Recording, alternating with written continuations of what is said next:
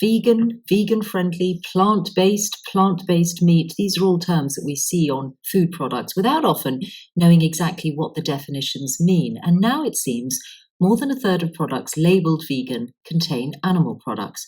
That finding has come from inspectors in Hampshire and Kent, whose data was used in a report by the Chartered Trading Standards Institute, the professional membership association for trading standards officers. Kerry Nicol works on their policy and campaigns. It shows that 1/3 of vegan food actually contained ingredients that originate from animals, and the ingredients found were milk and eggs. The kind of food that we tested during the samples were vegan burger and chips, vegan pizza, vegan cake, the kind of things that vegans would include in their everyday diets. Currently, nothing defines in law of what can be contained in these vegan products. Allergen sufferers could be unwillingly eating something that could make them seriously ill or worse. Well, the worst was what happened to Natasha Ednan-Laperouse, who was allergic to sesame and died aged 15 after eating a sandwich that was not labelled as having sesame seeds baked into the dough. Her parents brought about a change in the law, and her father, Nadim, joins us now. Good morning, Nadim. Good morning. Thank you for having me on the show. Thank you for coming on again, because we've talked to you often with various aspects of food labelling after what happened, the tragedy of Natasha. On this, how do you think it happens? Well, I must say this is a fascinating piece of reporting, and congratulations to the people who pulled all this together and for the reporting in the press.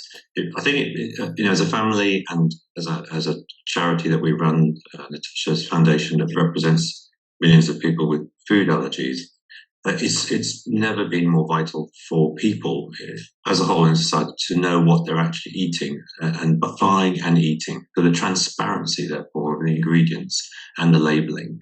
And our family, as some people will know, we lost our daughter aged 15 who died as a result of eating sesame seed unwittingly because it wasn't marked on the packaging and on the food labelling. And this research here really highlights just how dangerous the situation still is in the food industry and in food retailing. That the public who want to follow a vegan diet or who are either flexitarians, occasionally try vegan food, or those that might have food allergies, may very, very unfortunately, unwittingly buy a vegan product with the perception that it has no animal product in it at all. And I think that is exactly the case of the majority of the public. They believe vegan means no animal products. However, the testing highlights that there is a lot of animal proteins like dairy and egg in much of vegan food. And for people who are allergic to those allergens, it could be fatal. Yeah, we talked not long ago to the daughter of a woman who did die when she had a dairy allergy, and she died when she ate something that had traces of milk protein in it. But do you think this is more likely to be about contamination on a food production line rather than, as Natasha had, the use of an ingredient that was not set out in the packaging? I think there's two ways to answer that. There's absolutely our knowledge of food production and the way food is made in big volumes in factories. There's highly likely to be cross-contamination on production lines where one moment there is a regular food being made which contains animal products, then that line is what's called washed down in effect, and then they'll make a vegan product, if you like, on that line maybe a few hours later. And there is great risk of cross-contamination and therefore the DNA, if you like, of animal proteins getting into the vegan food. But moreover, I think the bigger issue here is the lack of strong government guidance or regulation, really, that should state exactly what the definition of vegan food is. Because actually food manufacturers want to do the right thing. And if they're given some laws or some regulations to follow, they will follow them, absolutely will follow them. And in fact, moreover, they really welcome them because you can see here, it's a little bit in the reporting like the Wild West is going on here. Manufacturers of different vegan foods are kind of making it up as they go along.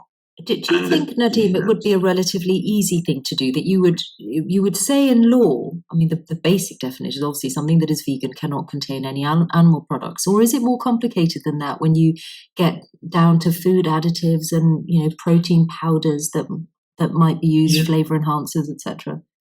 Well, no, I would say that's great. I see where you're coming from, but no, I wouldn't quite say that. Really, what is simple terms, industry wants essentially a benchmark, really, on which, what is the definition of a vegan food?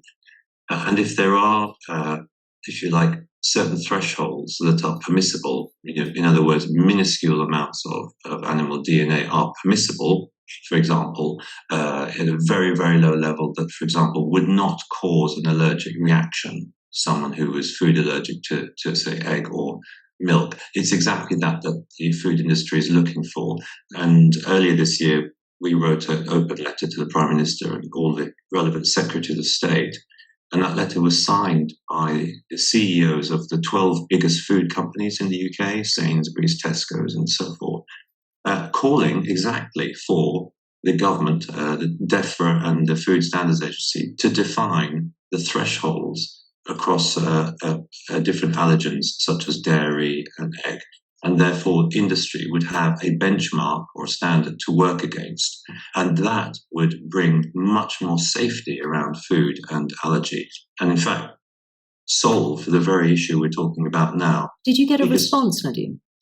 We did actually get a response from the Food Standards Agency, and they did say they were looking at it in light of the inquest of Celia Marsh, which highlighted exactly this issue. And of course, Celia Marsh, for the listeners will remember, unfortunately, she died after eating a vegan wrap in the belief that vegan meant no animal products. But unfortunately, that product was cross-contaminated with cow's milk protein, and she died an hour later after consuming it. Very tragic story. And it's exactly that situation that can keep happening again in the absence of government regulation to effectively define the thresholds of allergens. Yes. It's a really serious issue against a backdrop of growing food allergy in the UK. She's the lady that I referred to as well earlier. Nadim Ednan-Laperouse, thank you very much.